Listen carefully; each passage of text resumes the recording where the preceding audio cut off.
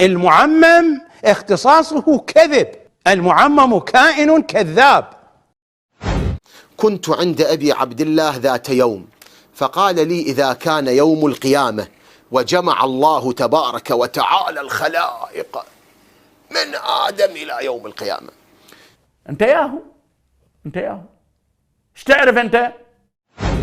كان نوح صلى الله عليه أول من يدعى به فيقال له: هل بلغت؟ شو هذا بعد؟ شو يقول لكم هذا الدجال؟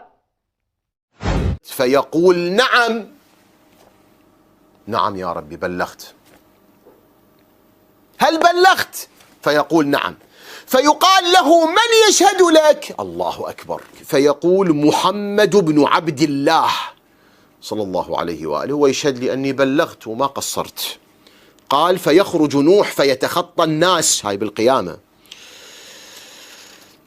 حتى يجيء إلى محمد صلى الله عليه وآله وهو على كثيب المسك ومعه علي، ما شاء الله، اللهم صل على محمد وآل محمد، وهو قول الله عز وجل: فلما رأوه زلفة سيئت وجوه الذين كفروا. فيقول نوح لمحمد: يا محمد، إن الله تبارك وتعالى سألني هل بلغت؟ فقلت: نعم. فقال: من يشهد لك؟ فقلت: محمد صلى الله عليه وآله. فيقول: يا جعفر ويا حمزة اذهبا واشهدا له أنه قد بلغ. يا حمزة بن عبد المطلب، يا جعفر بن أبي طالب، اذهبا واشهدا لنوح أنه بلغ. كافي خريطي الله يسود وجهكم. فقال أبو عبد الله: فجعفر وحمزة هما الشاهدان للأنبياء بما بلغوا. فقلت، الراوي: جعلت فداك، فعلي أين هو؟ ليش ما علي يشهد لي نوح؟ ليش حمزة وليش جعفر؟ فقال عليه السلام: هو أعظم منزلة من ذلك.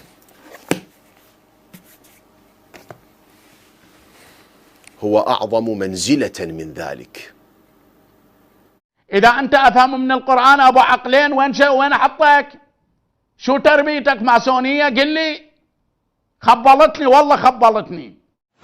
القرآن الكريم يقول: ويتلوه شاهد منه. فقال أبا الحسن عليه السلام، فقال أبو الحسن عليه السلام: أمير المؤمنين صلوات الله عليه الشاهد على رسول الله، ورسول الله على بينة من ربه. عجيبة هاي الرواية، واقعا عجيبة هاي الرواية.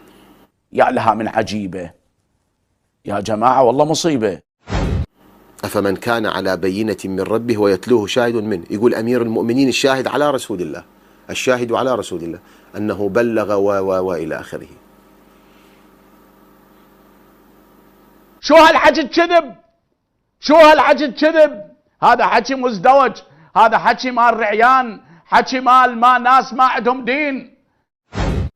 زين، قرأنا لكم البارحة رواية أيضا بالكافي بالروضة، أنه يجي نوح يقول للنبي اشهد لي، النبي يدز له جعفر وحمزة يقولوا اشهدا له. ليش مو علي؟ يقول علي أكبر من ذلك. ولكم يا إسلام هذا إسلام مال بلطجية، إسلام مال هتلية.